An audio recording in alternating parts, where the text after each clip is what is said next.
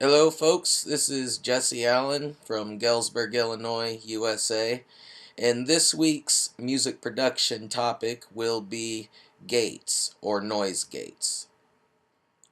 Now, a noise gate is a type of dynamic effects processor.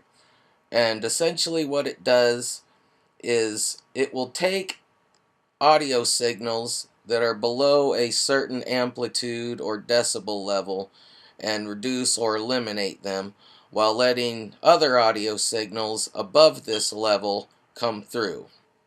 Now, noise gates can be particularly effective to eliminate little background noises and unwanted noise between musical phrases or breaks in a musician's performance, especially with electric guitars because the amps, with the drive turned up and distortion, there's naturally going to be some hums and hisses and buzzes that need to be eliminated.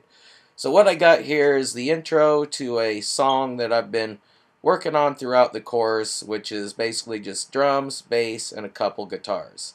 For this example, I'll be focusing on the guitar 2 track. Now let's listen to the beginning of this guitar track real quick.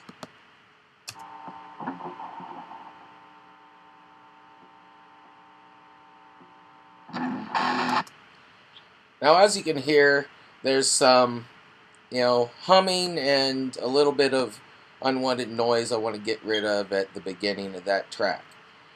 Now, depending on the DAW or software you're using, there's going to be different ways to accomplish setting up your noise gate. However, in Propellerhead's Reason 7.0 that I'm on, a cool feature is that the dynamics processor is set right into the channel strip here. As you can see, right there is my gate settings. Now, in any software you're using, you're going to have some basic controls. For example, there's your threshold control, there is your attack and release controls, and on here it's called a gate range, although on some it may be called a ratio. Now the most important thing you want to set up is your threshold. And I'm going to go down and actually listen to that beginning again and see about where that noise is on my level meter. Okay, it appears to be somewhere in about the minus 30 decibel range, so that's where I'm going to set my gate threshold. And with the range or ratio, you're going to want to put that all the way up so it will completely eliminate that unwanted noise instead of just turning it down. And with your gate release, you generally want that to be as quick as possible, and you also want your gate attack to be as quick as possible.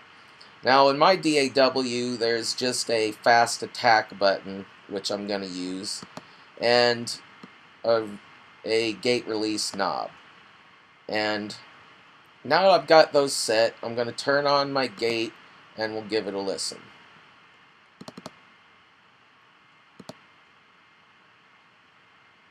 And as you can hear, the noise is pretty much gone.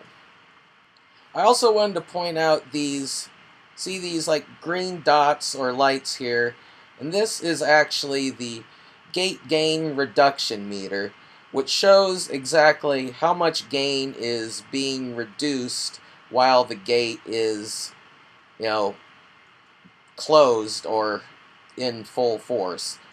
And as you can see, if you set your range, or this would be ratio, it's going to go up and down. So we want that reduced all the way so that the gain reduction meter shows that it is fully reducing the gain while the gate is closed. And one more important thing about the importance of this threshold control.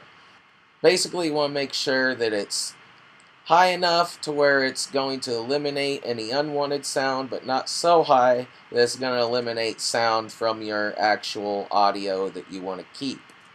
So that pretty much concludes this week's lesson on noise gates.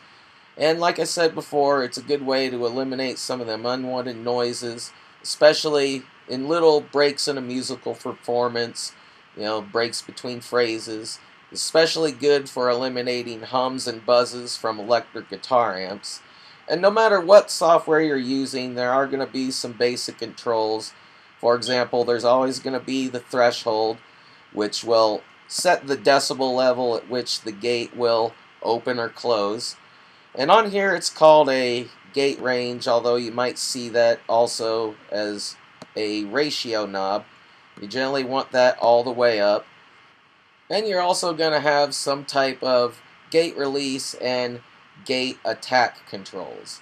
And in this case, I wanted them set as quick as possible because it gives it more of a punchy sound. And that's good for like a punchy guitar, or be especially good for drums. If you had an instrument that maybe kind of naturally fades in and out a little bit, then yeah, you might want to set them a little higher. But a general good rule of thumb to stick to is keep those gate release and gate attack times as quick as possible. And that pretty much sums it all up. Thanks for listening.